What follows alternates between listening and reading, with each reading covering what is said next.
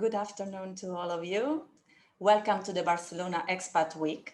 My name is Cristina Vicentini, and I will have the pleasure of moderating this session, Explore the Surroundings, Barcelona is Much More.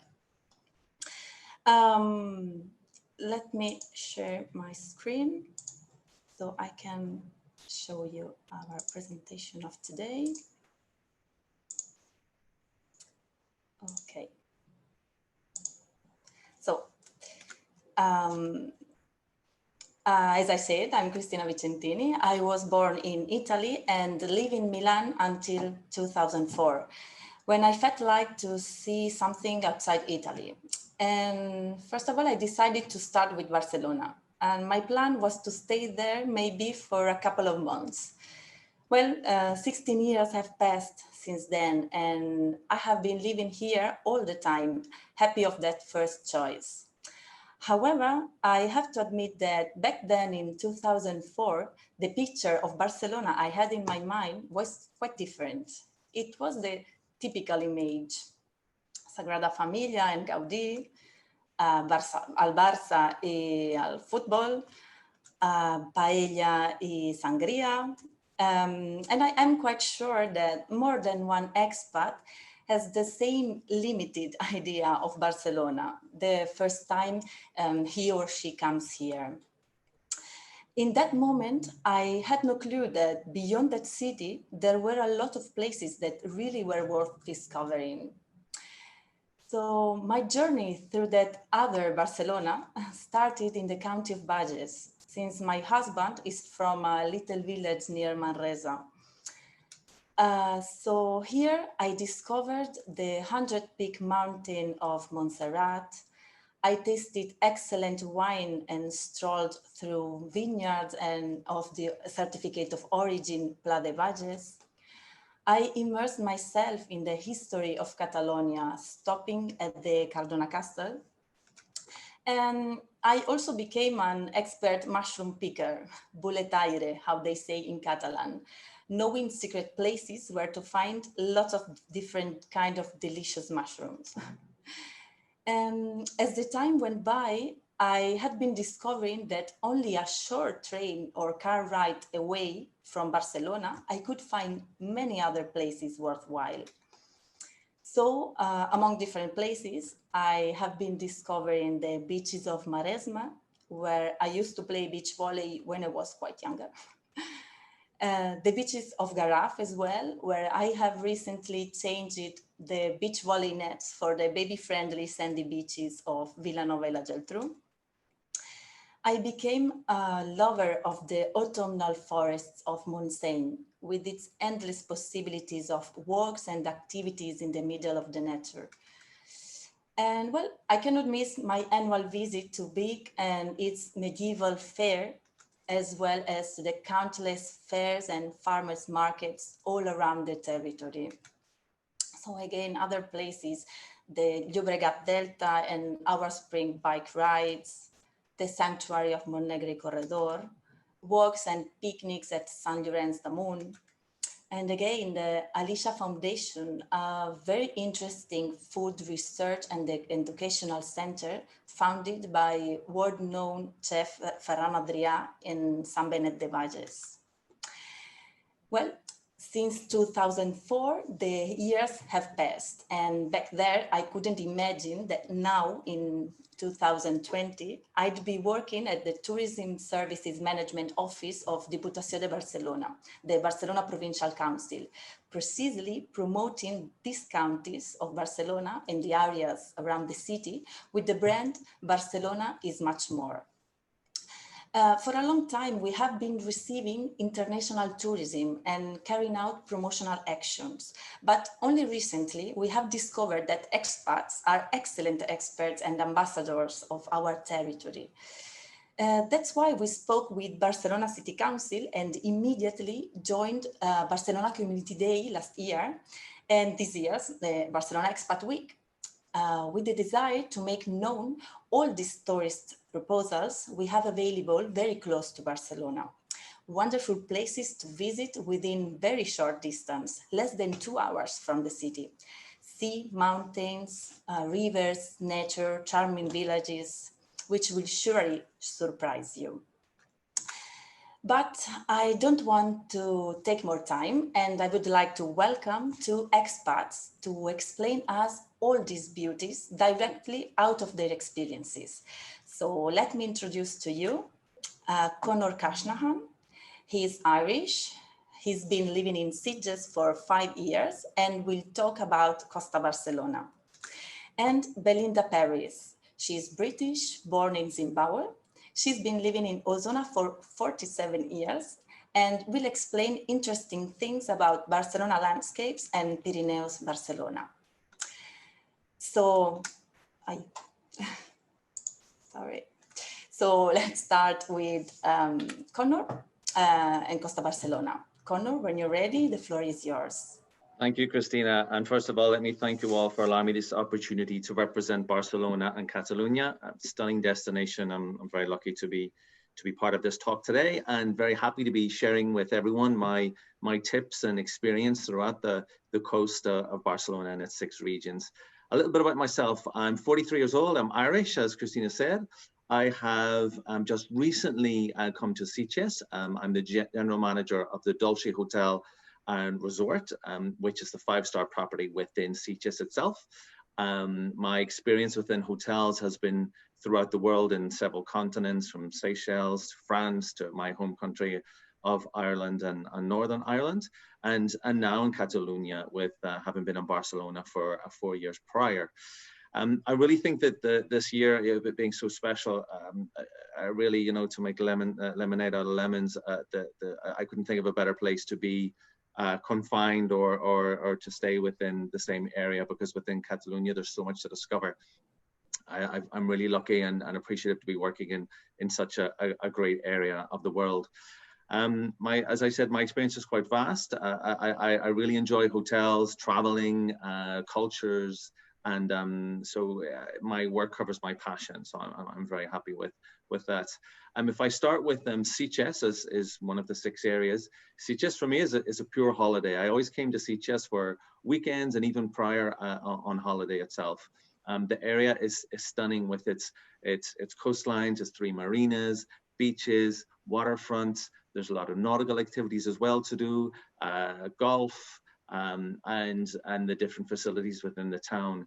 Some of the little tips which I'd like to give everyone is for restaurants. For example, there's some amazing restaurant opportunities in Sitges from Al Fresco, which is a great restaurant in the center of town, very fine dining, and has a wonderful terrace. You think you're in Greece or somewhere like that. Ismaris is our own restaurant in the Hotel Dolce, which is a very Mediterranean local flair. For some of the best tapas I've ever tasted, there's a restaurant called Nem, the best patata bravas I've ever had. And being Irish, potatoes is, of course, close to my heart. And Merci, when I feel a little bit homesick, they've got some great fish and chips. Then we have the Bar and Lounge Viverero, which is just on the coastline, which is a stunning place to have cocktails and overlook the sea. Sitges also has some great entertainment from 2 dinner shows, from the new Zach Rendezvous and the Queen Show, which is some very funny, great cabaret shows, which I would recommend for a good night out. Sitges also has a great amount of hotels, from some stunning Cuban-style mansions as hotels, right up until the beachfront properties, and of course the Dolce Sitges Resort with its spa and the pools. Catalonia and Sitges, furthermore, with its history with Bacardi and Cuba, is super interesting to go for walks and see the architecture. I just find the town itself is absolutely stunning, and it really, you do feel like you're on a break away from everything. Sitges also has a lot of events going on throughout the year. I've never seen such a rich culture and a rich a series of events throughout the entire year. For example, it starts in February with Carnival, the International Patchwork Festival. You have the Sitges Vintage Car Rally, which goes between Barcelona and Sitges. The Corpus Christi with the beautiful flowers all over the streets.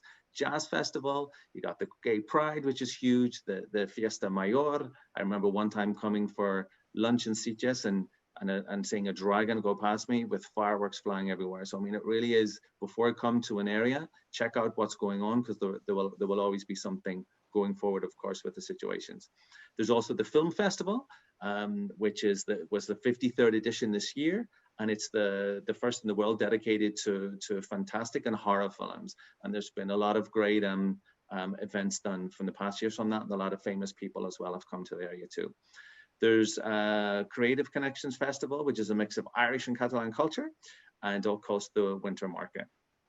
Moving on from Sitges, you've got the Garraf Natural Reserve, which is a great, stunning area to go for walks and to discover a lot of flora and fauna.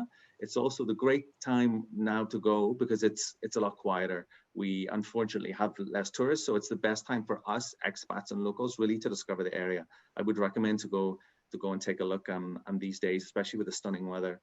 The Garraf itself is also a lovely little part for me. It feels like an island, and sometimes it reminds me of my experience on the Seychelles. The little cove. You've also got a great chiringuito and some nice restaurants there too. It's a great day out for the family and to stay away from the hustle and bustle and away from the main areas. So definitely a place to take a look. In Garraf as well, there's 33 fishermen houses, which were built in the 30s. And they've been referenced and seen in a lot of movies and television. It's very, very traditional, great place to go. From that, those who enjoy wine like myself, or cava, the Alta Penedès, there is a wine reserve and also a hotel called Cava Mastinel, which is my favorite cava. This is a great weekend or romantic dinner, romantic stay as well. You can stay in the hotel, which is in the shape of a wine rack. So each room is a bottle, stunningly done, and a great escape. The restaurant is also brilliant, and you get to taste the different cavas, which are produced, of course, locally right around the place as well. Very unique. And also, it's a great place to go for bike riding with families as well. There are electric bikes, which you can actually go through the vineyards too, which is a great change. Moving on to Baix Llobregat, which is my favorite area in Cava del Mar. Here you have some beautiful beaches and chiringuitos. You can eat with your feet in the sands. And also some very famous people live here, like Lionel Messi, which is, of course, very popular among the majority of people, and especially football lovers. Colonia Güell is also another place really worth visiting. It's an industrial colony, only 20 minutes from Barcelona. It's built with the modernista style in collaboration with some of the architects of Antonio Gaudi. If you've already visited the Sagrada Familia or the Casa Batlló, I would definitely recommend not to miss this, and especially Gaudi's crypt at the Colonia Güell. So a lot of more culture there. Something very different that you wouldn't see in other countries. Marisma is a great place for family tourism. Here it's up in more in the mountains. There is an area called the Bosch Vertical, which I personally enjoy. It's very sporty, very healthy. You've got the vertical forests where you have the adventure courses going through the trees. Great for treetop climbing and also for all ages. There are more extreme versions of the courses too, but you can also go for lunches, picnicking, paintballing, or just walking and riding through the forest. Then for shopping lovers, we have the La Roca village in Valdeseos, which is a great place to go and stock up on gifts. It's good also there's some great places for lunch. And of course, you can go and stock up for the rest of the year and on the gifts you need for your loved ones and friends. Then finally, Barcelona. Barcelona is where I first moved to in Catalonia. I moved there almost 5 years ago. And at the beginning, I was living in the Born.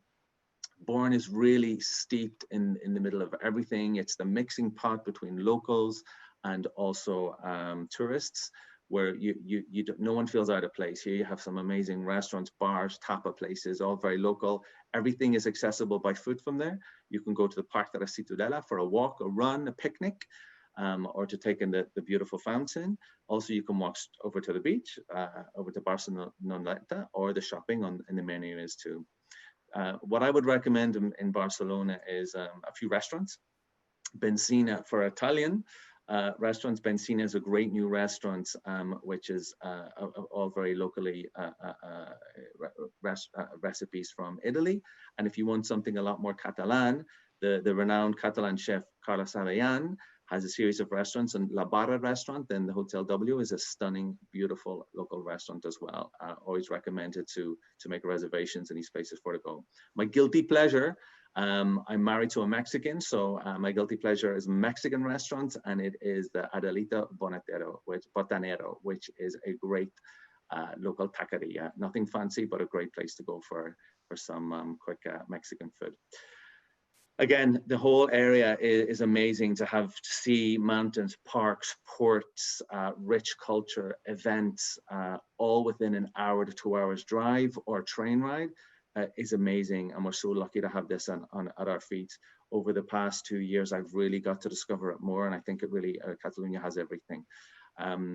So really, thank you for listening. And if anyone has any comments or would like you to know anything more about what I said, let us know. Thank you, Christina. Okay, thank you very much, Connor, for your very interesting view of Costa Barcelona. I am quite sure that you have inspired our audience to discover it. Thank you. So let me now give the floor to our next speaker, Belinda, who will tell us about Barcelona landscapes and Pirineos Barcelona. Belinda, when you're ready, the floor is yours. Thank you.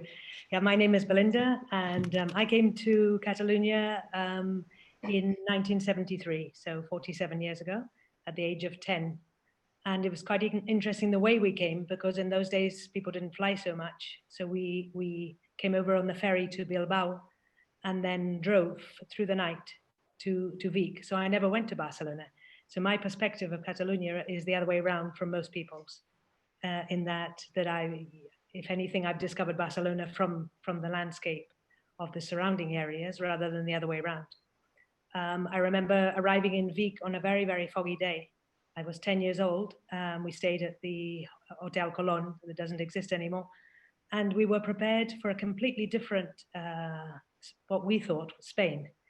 We'd had 1 month of Spanish in Manchester, and we were expecting to find sunshine, bullfighting, which we were not very keen on, and flamenco dancing, which we would have liked. Of course, we didn't find anything. It was a completely different culture. No one in England had any idea what Catalonia was. We were never told that another language was spoken here. We were never told even of the conflicts, because Franco was alive during 3 of our first years here. So we slowly discovered lots of things about Catalonia, lots of things, the landscape around us. What we're looking at now is Vic. This is the square of Vic, which is very significant. It's a very, if anything, it probably represents the real Catalonia, in a sense, that you'll hear everyone speaking Catalan here. It's a beautiful feeling, the square here, because there is a market twice a week on Saturdays and Tuesdays. And there's a feeling of a bustling market town that's actually working and lived in. It's not at all touristy. In fact, there are very few tourists. And what I find wonderful, in fact, is just walking down any of the streets and trying any of the restaurants and coming to the conclusion, yourselves, that in fact, as we were first told when we came here, you can't really go wrong in Catalonia. Most of the restaurants, especially if you know the kind of food that you're looking for, you'll come out feeling very, very satisfied. Vic has a very medieval flavor to it, very Renaissance part of it also. And it's, if you want to discover how Catalans think and work and feel, come to Vic and its surrounding villages also. Manlleu is another interesting, completely ignored, not known at all, little town, not at all touristy, but it's on the Ter, on the River Ter. There's the river tourism. There's a museum in Manlleu that you can visit, and you discover how all these villages in the past, how they actually became towns. They went from villages to towns because of the industry, because of the textile industry, because of the leather industry in Vic. There's also an interesting museum and one of the best Romanesque. I think it is the best Romanesque museum in Vic if you're interested in history. As I say, if you want a flavor for the Catalan culture, come to this area. As we go further north and west, there's Manresa, which is another town with its own flair. What we're looking at now is not Manresa at all. It's we've gone slightly east, and this is Lavenc on the tops of the cliffs above Vic. So what we're looking at is the cliffs below, the 200-meter cliffs that drop down to the River Ter. So this is the Ter that then flows down to the sea, but it's come through all these towns that I was mentioning, Torelló, Manlleu, Roda de Ter, and Vilanova de Sau, cutting its way through the valleys. It makes wonderful hiking country, cycling also, and really just to go and lose yourself for a while and contemplate and think, which people from the cities often need to get away from it all, a bit of silence. If we go on to the next slide, this is the contemplation I was talking about, that the skies, or the sky, what you can see from anywhere in these counties up here, the Bages, the Anoia, Osona, Moianès, are these enormous skies above you. Because there are no skyscrapers, because there are no high buildings, you have this changing sky. And the wonderful thing I find about the weather here is that usually, and this is very different from England, if the sun, if it's a blue sky in the morning and the sun rises, you're going to have a sunny day. It's not going to change. If it's a cloudy, misty day, then that's probably also set in for the rest of the day, and sometimes 3 or 4 days. So you can really decide in the morning where you're going and what you're going to do. We've got these 4 chairs here, just looking down at the Osona fog, because we're above the fog. In fact, that's what brought us up into these mountains, trying to get away from the fog, which is now not as bad as it was back in the 70s.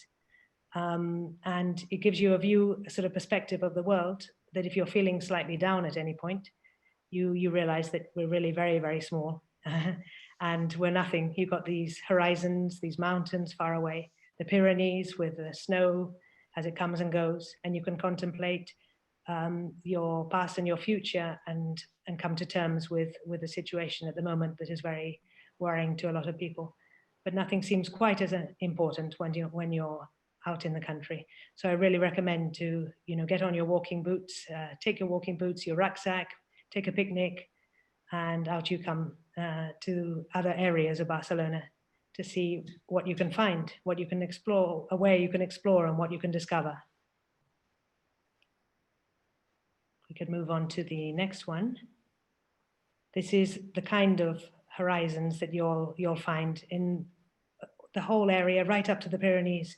As you leave Barcelona, you go slowly up, gaining height. Vic, for example, is, I think it's 480 meters above sea level. And then you go slowly up into the area of Manresa, which is slightly higher, and then right up to Berga, which is just below the Pedraforca, which is, a lot of you might have seen as it looks like a forked mountain. And it's just across the border from France. Here you can also take a lot of the routes that have been prepared by the Generalitat or by the Diputació, the routes to take you up into the Pyrenees. There's the Caza route that takes you right up into the Pyrenees and over to France. That was the route that the Cazas took when they were coming over into Catalonia in the 12th and 13th century, running away from the papist regime, trying to find freedom. So as I say, find a picnic table, take your picnic, and get out into the country. I can think of nothing better to do. And if you can, don't come on a Saturday and Sunday. Don't come on what they call a pont here, a bridge day, which means a day with a festivity. Come during the week and stay clear of the hotspots. Don't look up and see where everyone is going. Try and go somewhere else, because then you're doing yourself a favor, you're doing your other people a favor, and you're also doing the environment a favor, which is not overcrowding the places that people want to share on their Instagram accounts. So as I say, explore, find your special place. I was asked which is my favorite corner of Catalonia. I don't really have one, because it depends very much on the day of the week, on the state of your mind, how you're feeling, what you're looking for, who you want to be with, do you want to be alone? It can be you know, the top of the mountain, top of some of the peaks we have around here. The Matagalls, for example, you can climb up to in the Montseny Mountains. You could, if you're a very good climber, you could try the Pedraforca, which can only be done in the summer. It's quite a hard climb, more technical. But peaks, finding any peak that isn't very well known is another way to find a place to sit down and find your special place. The squares of any of the villages and towns I mentioned, Manresa, Igualada, Moià, Vic, Torelló, Cardona, Solsona, any of these squares are beautiful, lovely places just to sit in, steeped in history, because you're sitting in a square that was formed 400, 500, even 800 years ago, just because two roads crossed each other. That's the beginning of a square. When two roads cross, you get a square. That's basically where people interchange conversation and interchange goods. And that's the beginning of a market. That's the beginning of a town. That's the reason that a church will be built there. So finding the origin of the village or town you're visiting, and then sitting in the square and just observing people is a wonderful pastime. There's a little villages just near us. We have one here on the right, which is Rupit, and then there's also Tavertet. These again must be visited during the week, or if you can't manage a week, come up on a Friday afternoon or a Monday morning, because you'll get the village in its essence when it's not too crowded. And apart from that, all I can say is take the train, take the bus, drive your car, or walk. One wonderful way to discover Catalonia is actually having a long walking holiday. You know, 6-7 days, staying at different places on your way in comfort, or camping if you prefer. You can't do wild camping in Catalonia, but you can always find a campsite in the villages around the main towns. So that's a very good way. If you walk, your perspective is totally different from a car. You first of all, you get talking to people because you meet people on the way, and then you see everything as it really is, not just whizzing by. So that's another point I would take. Take it slowly if you can. A couple of days, 3 days, come out and discover. Thank you very much, Christina. I forgot to thank you at the beginning and the organization for being here. Thank you. Thank you very much, Belinda, for your very interesting and sustainable panorama on the inland of Barcelona. Autumn is here, and I think this is one of the best moments to have a trip to these places you have explained to us. And I think also that after both your presentation, our audience is getting really eager to explore what is hidden very close to the city of Barcelona. From our side, from the Diputació de Barcelona, we put at your disposal a whole set of information to discover that Barcelona is much more. On the web, www.barcelonaismuchmore.com, you will find ideas and proposals to discover our regions, to do family activities, cycling, golf, wine and gastrotourism, and so on. Every Thursday, you can receive the weekly newsletter where we propose activities for the weekend. And on our social networks as well, you will find plenty of news and information. So for example, this week, we have other expats telling us about their experiences. So we invite you to follow us on our Twitter account, BCN-Molt-Més, and also to share your favorite corner of the counties of Barcelona.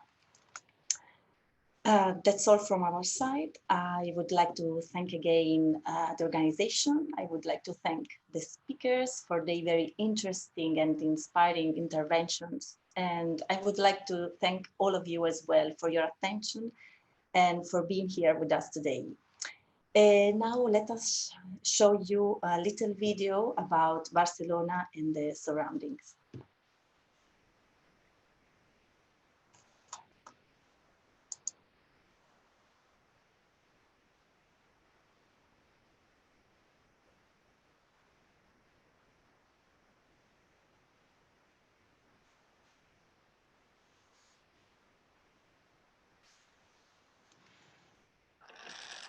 Barcelona es desconectar.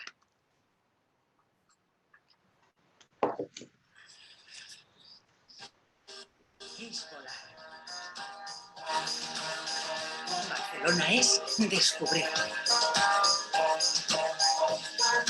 Es un cuento de princesas y dragones. Es compartir. Barcelona es tocar el cielo. Barcelona es parar el tiempo. Barcelona es vida.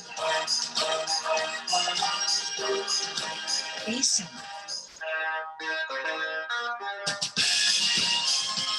Barcelona es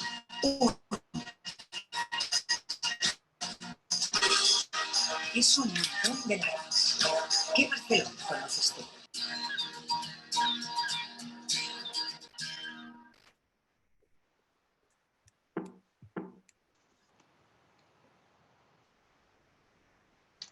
Okay, thank you. Now it's time for some questions for our speakers. We have questions for Connor. The question is it easy to live in Sitges and work in Barcelona? Well, it's a good question. There are a lot of people which do vice versa.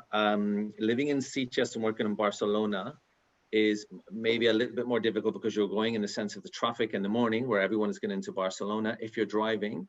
Otherwise, the train is from Sitges to Barcelona is quite frequent and reliable. To take into consideration, if you're driving, there's two ways. There is a toll, which is about 12, 14 euros a day return. Otherwise, you take the coastal route, which adds on an extra 20 minutes. So it takes between 40 minutes and an hour to drive in and out, and the same on the train. So it's time, but it's not a complicated journey, no. Okay, thank you. And Belinda, we have a question also for you. You mentioned that when you went to Catalonia, you even did not know about Catalan language. For a British person, is it easy to learn Catalan? Any tips? It was easy for me. Well, it was easy and difficult for me because I was so young. The younger you are, the easier it is, like everything.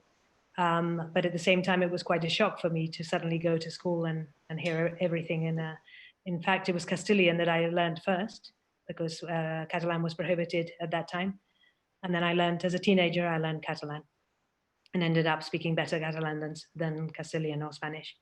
So it wasn't too difficult for me because it just sunk in because I was exposed to so much Catalan and so much Spanish.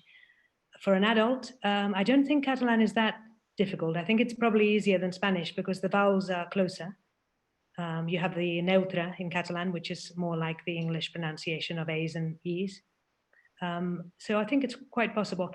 The important thing is to want to do it. You really have to want to do it. My mother was 51 when she came to Catalonia. My father was 52, and they both learned. My father learned Spanish, and my mother learned Catalan. And she never learned Spanish because she said she wanted to speak the language they spoke here. So she spoke it with an accent, which Catalans don't mind at all. It's not true that they mind. They are very happy for you to speak anyway. Just give it a go and go for it. And it doesn't really matter how many people speak a language. People often say, I'm going to learn Spanish because more people speak it. Yeah, but that's not the point. The point is, what is the language of the town or the village where you live? Give it a go. I think I would certainly encourage people to learn it. Okay, thank you, Belinda. I think we have another question for you. What's the best season to go to Osona? The best season in Osona is, I would say, the autumn.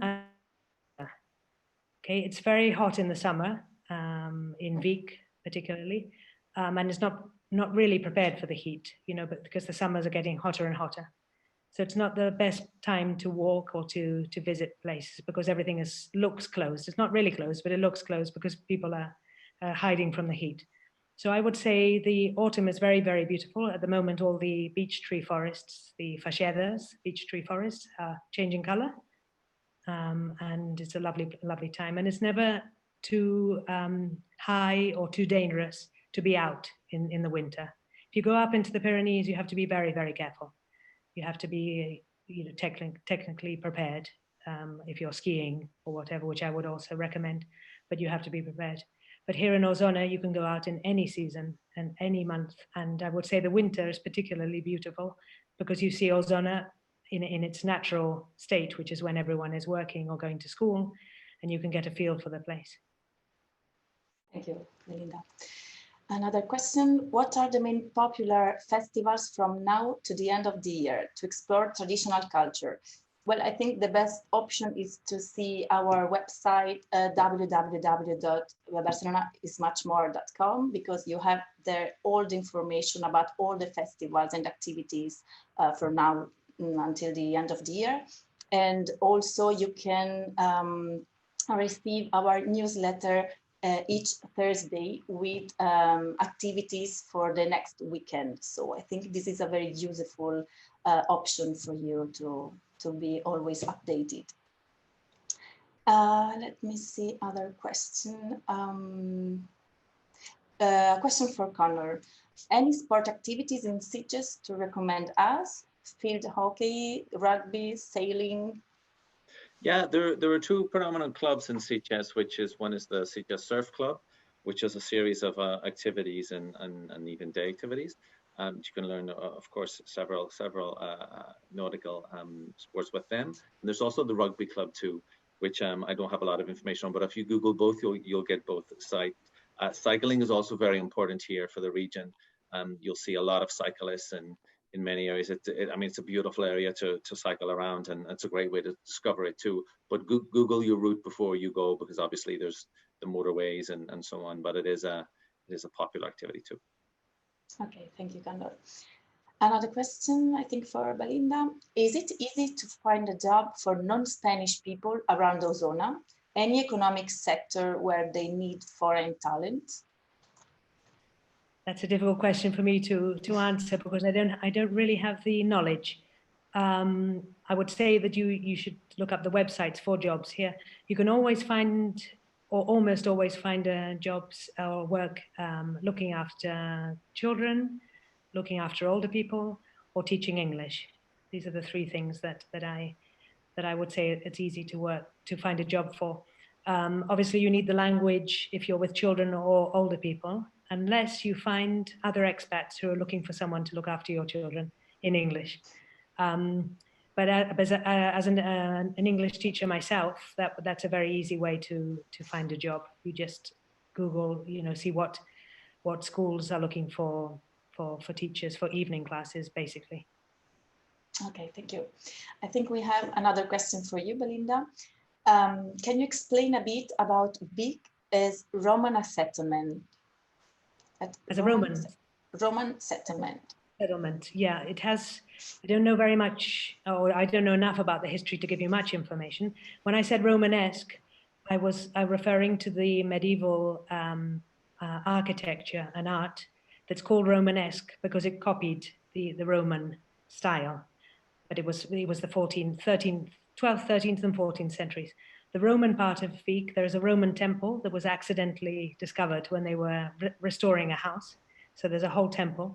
And there was a Roman time, but it wasn't very, very prominent. But the word vicus or vicus actually means the crossroads. So that's where the name comes from. Vic comes from the crossing of roads, which is a Roman name.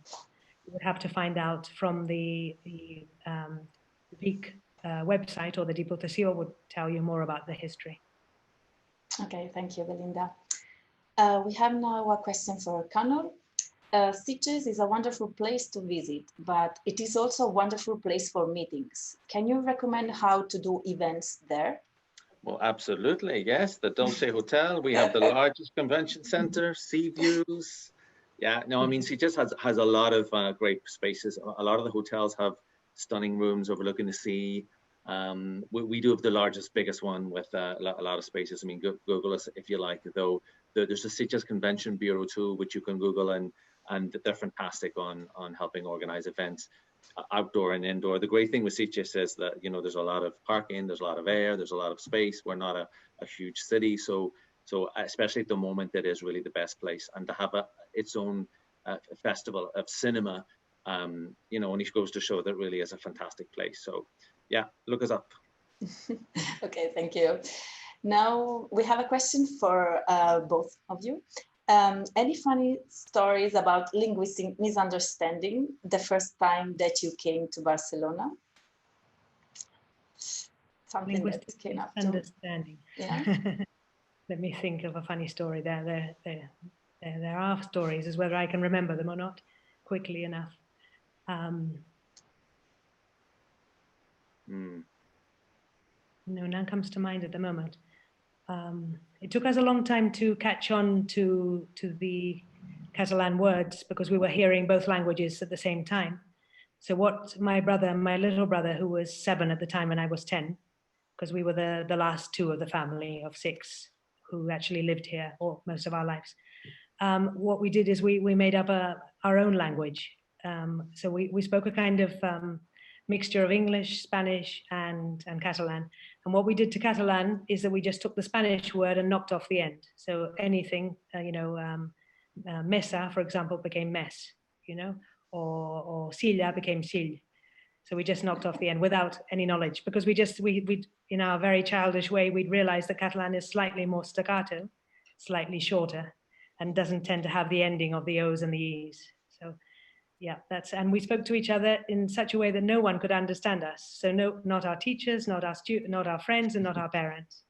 It's very typical of people who come to a new country who find a secret language. Yeah, it's nice. And you, Connor, something that comes to your mind? No, not. I mean, I struggled, of course, learning at the beginning. I came to Spain with no Spanish at all, and never mind Catalan. So I mean, I learned it going along. Where I struggled was emphasizing if I was going to do the action or I was asking someone to do it. So sometimes as a director, I was asking someone to do something, but I was telling them that I was going to do it, and then I was getting frustrated because it wasn't done. So this is something I quickly learned and adjusted. Yeah. Okay, thank you. I just remembered one little incident, if I have time to say it. Yeah, of course. Yeah, we used to go out to family meals around here. We weren't used to eating out. That is a very Catalan tradition. People don't invite you home; they invite you to eat out, and then families go out for the whole day. This was something we discovered here. And on one of these occasions, we went to a restaurant nearby, and my mother wanted to say, she was always wanting to say how lovely everything was, which is a very English thing, how wonderful, how delicious. So she said to the waiter, looking him in the eye, because she used to stare at people in a kind of very friendly way, she said, "Estás muy bueno," she said to him. And of course, the waiter looked at my father, and then he looked back at her, and he couldn't work out what she meant, because of course she was only trying to say this is very good, Yeah. So it's that kind of thing when you find yourself stuck in between languages. Yes, a lot of funny stories on this. Another question for both of you. Any tips or any recommendation if we want to move with a family with kids? Do they have international schools, the surrounding of Barcelona, or they are only in Barcelona city? I don't know if you have knowledge about this, but... Well, from me on my side, I mean, I lived in France for 16 years, so I have a lot of I have a French side of me as well, and I have a lot of course, French friends and family now. But there's a lot of French schools, so French international schools, which is of course being the proximity to France, and there's one right next to the hotel actually. So, but the rest I don't know. I don't know, Belinda, if you know if there's any English schools. I'm sure there is. In our area, there are not actually. The schools here are either what are called escolas públicas, public schools, or state schools, or you have the concertadas, which are the ones that are run but with a mixture of subsidy from the state, and they tend to be religious. But there's very little religion in any of these schools. My family, we lived all over the world. This was like my parents' 6th destination. They actually believed themselves in not going to special international schools, but sending us to the local schools. And for us, I can say as a family, it's worked out. It's probably easier eventually to integrate, especially in an area like Osona or Bages. It would be easier to integrate if you go to the local schools, rather than if you're bused off to, because some people in Vic send their children to Girona, to the international schools in Girona, which takes an hour and a half. But what happens, well, this just from conversations I've heard, is that when they come home, they're not actually part of the village or the town because they've been away all day. So it has its advantages and disadvantages. The schooling here is very good. If you're thinking of an international school, I would worry more about secondary education, which is not so good from my point of view, or not so thorough, or not so free. It doesn't develop the free thinking that I like. Then I would think of an international school then for a 14 or 15 or 16-year-old. But the little ones, I think, can do very well at the local schools. They're really good. Okay, thank you, Belinda. A question for both. Was it easy for you to meet locals when you first arrived to Barcelona? You can start, Belinda, if you want. As I said, we arrived to the area of Osona, so we came to Manlleu, and we were the only foreigners, believe it or not. And so it was easy and difficult. Everybody knew who we were. Everybody stared at us because they'd never seen anyone like us before. For a while, I said it was quite a shock. It was I would say quite a stressful situation for my brother and I, of not really belonging to the area and thinking that everybody knew you and you didn't know anybody. But this first stressful feeling soon passed, and my brother started playing football, which I think is a very good way to integrate, play or do some sport or belong to some club or help out do some voluntary work. He was only 7, of course, so football was good for him. And I slowly made friends. Catalans, I'm married to a Catalan, so I have to be careful what I say. But Catalans take a long time to get to know. They're not immediately open. They have seen lots, especially nowadays, lots and lots of foreigners, and they can't obviously become friends of everybody because people come and go. So it takes a while, but it is very true that once they're friends forever. So you have to make an effort yourself, but also trust that they will be friendly if you make an effort. Yeah, I totally agree with you, Belinda. I had the same experience. Yeah. And Coral, what about you? What do you think? No, I completely agree with what Belinda was saying there. I mean, I think it goes in a lot of cultures too. I mean, people say the same about the French, the Parisians, or when you go to islands and so on, the same thing. But I think you have to put in the effort, and you have to speak. You have to make at least an effort to speak or adapt to the cultures and to enjoy them and to show an appreciation. So, yeah, I completely agree with that. Okay, thank you. We have another question for you, Conor. As an expat in Barcelona, Sitges, are you still taking your time to discover Catalonia over the weekends, or you have already become like a local that sometimes we don't visit our territory that much? Well, I mean, I'm just so grateful for living here. And I mean, it's now been 5 years and I'm still discovering things. I'm never at home at the weekend, always doing something. And now getting to know Sitges, which I thought I knew and I didn't, because there's so much more to see for it. So every weekend I'm looking at something, a different area, even if it's 10 minutes in a different direction, we will go, always looking. There's so much to see. And if you think that coming from Ireland, Catalonia in Spain was a place that we would have paid and waited a year to come to see. So being here, it's on a Friday afternoon. I still consider I'm on holiday. So it's wonderful. Okay, yes, thank you. Another question for you both. When you interact with Catalanians, could they get upset if when you don't speak Catalan? Suppose I could start with this one, being kind of the newbie. Belinda, you're kind of half or Catalan, I say now, but no, never. I've never felt so welcome. At the beginning, you know, I had my little Spanish, but I always made use of what Spanish I had, and I always showed the effort and tried. And I find that way, when you're nice and you try, then you can't fail. I've never had an issue, and I've never been made feel unwelcome anywhere. Okay, for you, Belinda? Yes, I agree with Conor. Totally, I've never had any issue at all. On the contrary, Catalans tend to speak to you in Spanish, thinking that you won't know Catalan. So they don't expect you in any sense. They're just extremely pleased if you do learn a few words. and I've never had anyone saying, sorry, I don't understand you, or your pronunciation isn't right, or on the contrary, just encouragement and friendliness. Yes, I had the same experience. Another question. We are moving to Barcelona next year. Any suggestions on where in Barcelona is best to live with a dog? We were looking at Sarrià for lack of noise, or Poblenou for the beach.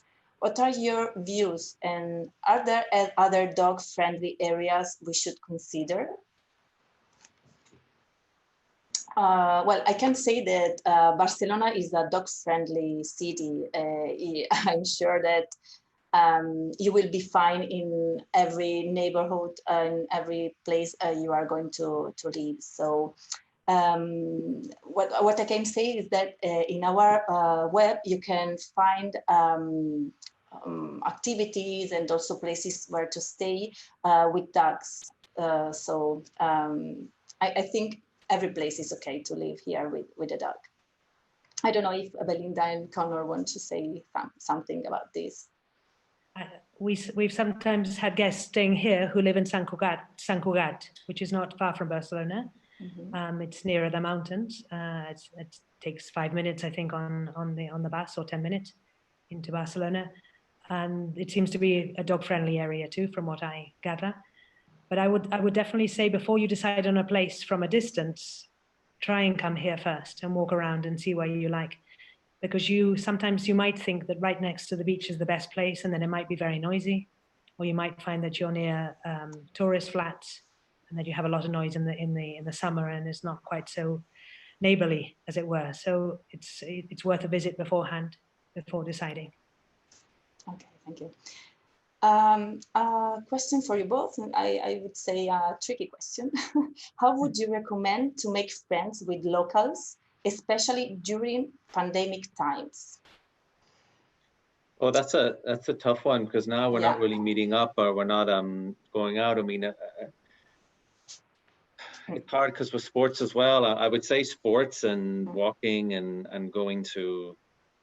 I mean, I love doing wine tasting and visiting cultural events, and if there's a tour or any kind of thing like that, participating in it.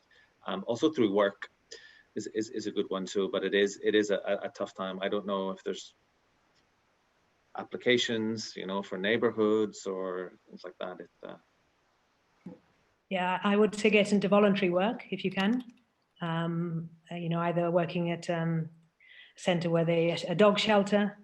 Every village has its dog shelter. Then you meet other like-minded people if you like dogs, or walking older people who need walks with wheelchairs, pushing people around and getting to know them.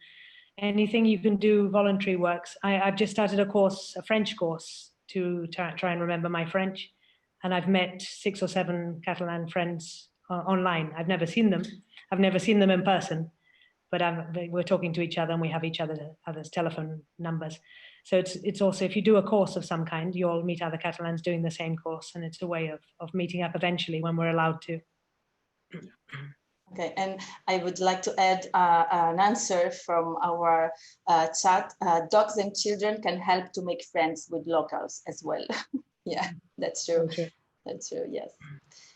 I think, I don't know if we have more questions that maybe I missed before during the presentation. I don't know if the organization can help me with this, or if we have answered.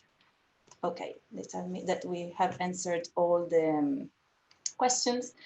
So again, thank you very much to the speakers for your very interesting interventions and answers and experiences.